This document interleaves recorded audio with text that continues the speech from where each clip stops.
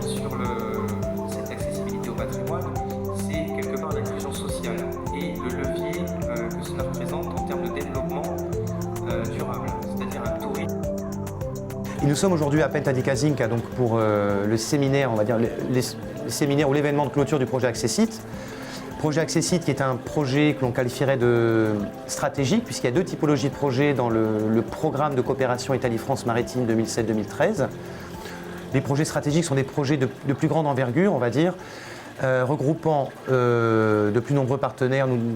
Au cas d'espèce, Accessit, ce sont 20 partenaires, pour un montant de 6 millions d'euros. 6 millions d'euros, donc sur une durée de vie de projet qui est de 36 mois. Nous avons des partenaires de la région Toscane, les provinces côtières de la région Toscane, la Ligurie, la Sardaigne et la Corse. Ces partenaires ont eu pour objectif, dans le cadre du projet Accessit, de créer un grand itinéraire de découverte du patrimoine. Et l'ensemble des partenaires ont proposé 19 itinéraires de découverte du patrimoine commun de ces 4 régions partenaires. Ces itinéraires peuvent être soit physiques, c'est-à-dire qu'on peut les faire à pied, on peut les faire en voiture, certains on les fera en bateau, par exemple sur les îles mineures de la Sardaigne, et puis ça peut être aussi des visites culturelles ou des visites virtuelles quand on est face à des personnes qui ont un handicap qui ne leur permet pas physiquement de se déplacer sur le site, bien que dans certains sites comme à Pontremoli, il y a eu des aménagements spéciaux qui ont été faits pour faciliter la visite du musée. La difficulté du projet, ça a été d'appréhender deux notions très vastes que sont le patrimoine et l'accessibilité, puisque le patrimoine peut être matériel ou immatériel, l'accessibilité peut être physique ou culturelle. Alors selon les barrières architecturales et la particularité des sites sur lesquels il était prévu d'intervenir, les interventions se sont parfois portées sur l'accessibilité qu'on pourrait qualifier de culturelle et parfois l'accessibilité physique, c'est-à-dire à destination de personnes porteuses de handicap.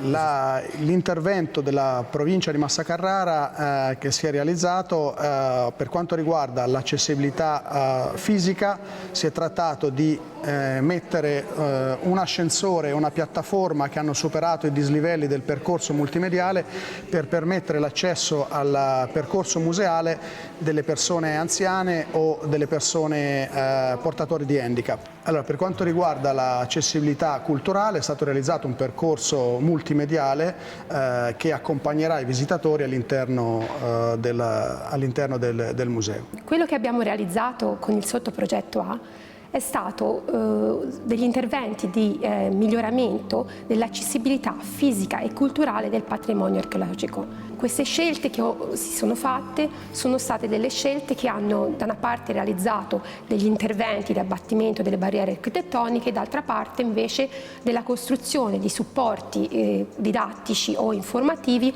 per permettere una visita ai siti. I partner che hanno partecipato a questo progetto sono stati dei partner in tutta l'area di cooperazione. Quindi la Regione Liguria è intervenuta con un progetto molto diffuso, in particolare su tutti i musei archeologici. In Sardegna siamo partiti dal coinvolgimento della direzione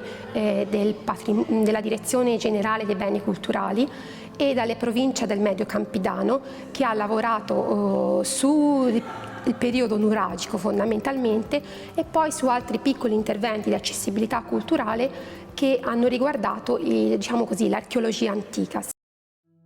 Alors, quelques mots pour commencer avant d'entamer ce sentier, quelques mots qui concernent l'appellation du village, parce que ça fait partie des choses qui ont été mises en valeur.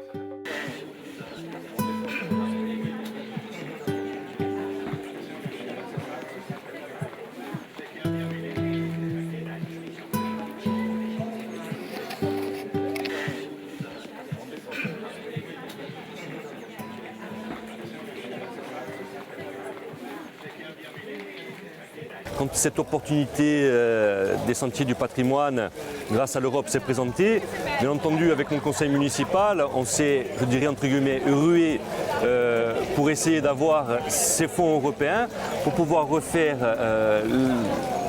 pour pouvoir faire ce sentier du patrimoine et refaire, parce que le sentier est dans le village, pour pouvoir refaire les ruelles comme elles étaient il y a un siècle, c'est-à-dire la plupart en richade ou en pavage.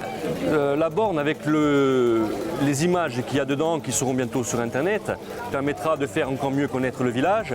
Vous savez, c'est un village qui est très visité l'été. Il y a beaucoup de touristes qui s'arrêtent et je pense que ce sera vraiment un plus pour expliquer ce qu'est le village, comment les gens vivaient avant, etc.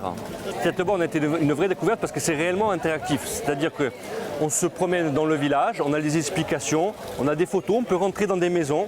Je veux dire, c'est quelque chose de vraiment nouveau, c'est une visite touristique qui n'existait pas avant.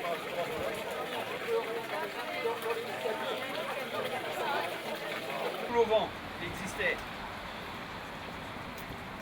Voilà, oui, on voit les travaux de réalisés à l'époque tisane. Nous sommes ici sur un site sur lequel nous souhaitons, je dirais, que nous souhaitons développer, à l'image des autres sites de Corse, que sont Aléria, que sont Lévis, Sartène. Je parle donc d'un musée de site qui verrait le jour ici, donc qui est déjà un projet bien avancé. Ce projet donc, a pu prendre corps en 2005, puisque l'Assemblée de Corse a inscrit dans ses grandes orientations le musée de Marianne comme le dernier maillon manquant dans la chronologie de l'histoire de la Corse. Ne regardez pas ça en dessous, les gros, hein. Le gros qui est là, qui passe en travers. Bien sûr, on l'a ouvert pour remettre à jour, je dirais, la voie romaine de l'époque. Voilà, nous sommes sur une voie romaine à portique, puisqu'ici, sur les côtés, vous retrouvez donc les maisons habituelles. D'accord, ne regardez pas cette abstraction de ça. Hein. C'est surtout dans la partie médiévale qu'il manquait cette partie de l'histoire de la Corse. Voilà, et que nous allons pouvoir donc représenter dans notre musée. Et nous avons déjà entrepris des études préalables, et bien sûr Accessite est venu à point nommé pour nous permettre de financer pas mal de ces études, tant dans le domaine de l'archéologie, que dans le domaine de la communication, que dans le domaine, puisqu'on mettra en place un site internet, que bien sûr réfléchir à l'accessibilité du site, puisque ce sont les bases même de cette opération.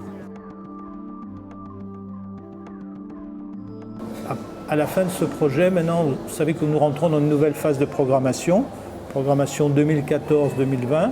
Et l'idée, c'est de voir comment on développe le réseau qu'on a commencé à créer entre nous, comment éventuellement on l'élargit, comment on va le présenter, comment on va le diffuser.